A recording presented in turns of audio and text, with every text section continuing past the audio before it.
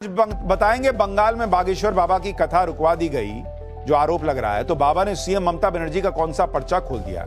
साथ ही बंगाल में जो बवाल मचा हुआ है, कैसे सांसद विधायक की पिटाई के आरोप लग रहे हैं, पीएम मोदी ने बंगाल सरकार और सीएम ममता बनर्जी को कैसे घेर दिया है, सब दिखाऊंगा। लेकिन पहले एक झलक देखिए। बंगाल को लेकर सबसे बड़ी भिड़ंत इस वक्त बाबा बागेश्वर और ममता सरकार के बीच हो रही है। दरअसल कोलकाता में 10, 11 और 12 अक्टूबर को बागेश्वर बाबा की हनुमंत कथा होनी, बारिश का पानी भरने का हवाला देकर इसकी परमिशन रद्द कर दी गई। बागेश्वर बाबा के मुताबिक किसी और जगह पर कथा के लिए भी अनुमति नहीं मिली, जिसके बाद बागेश्वर बाबा ने कोलकाता में होने वाले कार्यक्रम को स्थगित कर दिया। कोलकाता में कथा की परमिशन कैंसिल होने पर बागेश्वर बाबा ने बिना नाम लिए बंगाल की मुख्यमंत्री ममता बनर्जी को निशाने पर लिया। कह दिया कि चाहे कोई कितना भी रोकने की कोशिश कर ले, वो सनातन के पक्ष में थे, हैं और रहेंगे। कह रहे हैं कि दीदी नहीं तो दादा जब आएंगे तो उनके राज में आएंगे। सुनिए बागेश्वर बाबा। बागेश्वर बाबा का दरबार इन दिनों छत्तीसगढ़ के रायपुर में लगा हुआ है। इसके बाद उन्हें कोलकाता पहुंचना था, लेकिन रायपुर से ही उन्होंने बंगाल के अपने भक्तों को सनातन और हिंदुत्व पर क्लियर मैसेज दिया। कहा कि अधर्म के खिलाफ आवाज उठाना भी धर्म है। सुनिए एक बार। आज बागेश्वर बाबा ने यह भी बता दिया कि क्यों उन्होंने देश दुनिया में घूम घूम कर सनातन का झंडा बुलंद करने की मुहिम छेड़ी। इसके लिए बागेश्वर बाबा ने हाल में हुई 2 घटनाओं का उदाहरण दिया।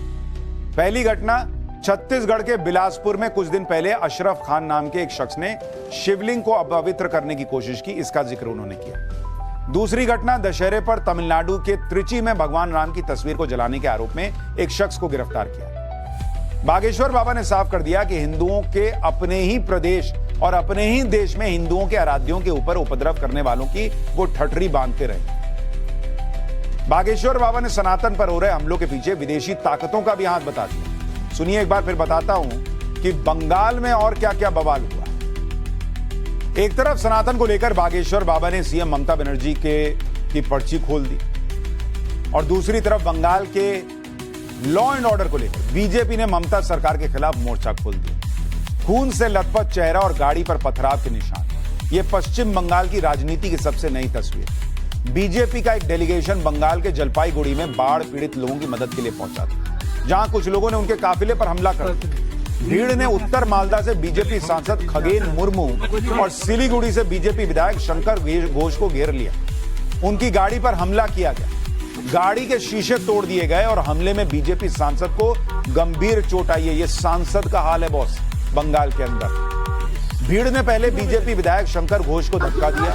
बीजेपी विधायक जब गाड़ी में बैठने लगे तो एक शख्स ने चप्पल से हमला करने की कोशिश की। मारो मारो चिल्लाती हुई भीड़ से बचते हुए किसी तरह बीजेपी के नेता अपनी गाड़ी में बैठे, लेकिन इसके बाद भीड़ ने पथराव शुरू कर दिया। पत्थर लगने से बीजेपी सांसद का सिर फट गया और उनके पूरे चेहरे पर खून बहने लगा। घायल बीजेपी नेताओं को उनके साथ मौजूद सुरक्षा कर्मियों ने किसी तरह भीड़ के चंगुल से बचाया और अस्पताल में भर्ती करवाया।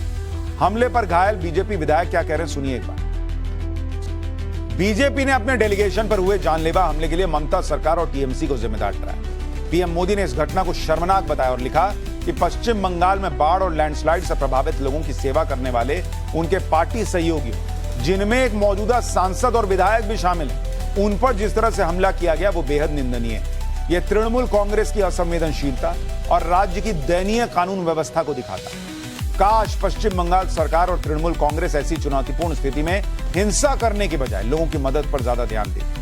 आगे पीएम मोदी ने लिखा कि वो बीजेपी कार्यकर्ताओं से जनता के बीच काम करते रहने और चल रहे बचाव कार्यों में सहयोग करने का आह्वान करते हैं। वहीं बीजेपी ने इस घटना पर इंडी गठबंधन के नेताओं की चुप्पी पर भी सवाल उठाया। सुनिए सुधांशु त्रिवेदी।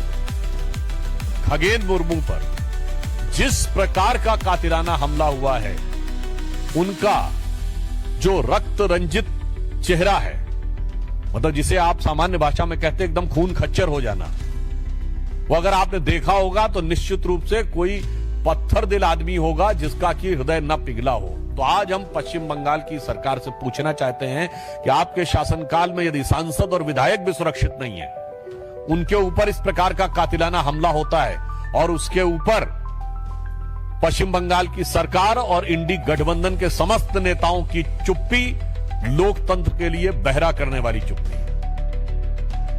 बाढ़ के मुद्दे पर और अपने डेलीगेशन पर हुए हमले को लेकर बीजेपी हमलावर हुई तो सीएम ममता बनर्जी भी डैमेज कंट्रोल में जुटी। जलपाईगुड़ी में बाढ़ प्रभावित इलाकों का दौरा करने पहुंची ममता बनर्जी ने बीजेपी नेताओं को ही हमले के लिए जिम्मेदार ठहरा दिया। ममता बनर्जी ने कहा कि 30-40 गाड़ियों से कोई बाढ़ प्रभावित इलाकों का दौरा करेगा तो लोगों को बुरा तो लगेगा ही। मतलब आप सोचिए कि 30-40 गाड़ी लेके कोई चला जाएगा तो उसका माथा फोड़ दीजिएगा, मुंह फोड़ दीजिएगा। क्यों गुस्सा आएगा भाई पब्लिक को? सुनिए ममता बनर्जी कैसे इसको भी डिफेंड कर दे रही भाई। जो इंसिडेंट हुआ है हम नहीं चाहते हैं उसका लॉ एंड ऑर्डर बिगड़े। हम कभी नहीं चाहते हैं कोई इंसिडेंट हो।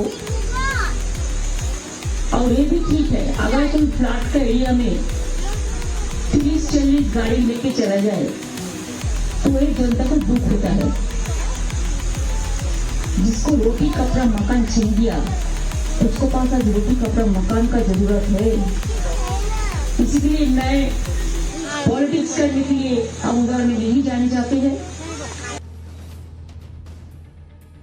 एक लाइन में कह रही है कि ऐसा नहीं होना चाहिए और दूसरी लाइन में कह रही है कि 30-40 गाड़ी लेके गया तो पब्लिक को गुस्सा आ गया। ये क्या बात हुई बॉस? 30-40 गाड़ी लेके क्या पब्लिक के घर पे चढ़ा दिया था क्या? और अगर पब्लिक को गुस्सा था तो पुलिस में शिकायत कराते, ये माथा फाड़ देंगे। खैर बंगाल में जो हो रहा है उसकी चर्चा तो हो गई।